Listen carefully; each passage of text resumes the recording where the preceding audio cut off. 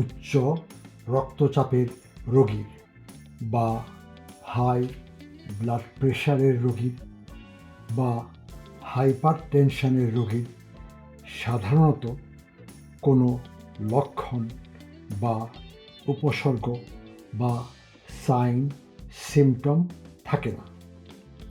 যেমন তাদের সাধারণত কোনো মাথা ব্যথা হয় না।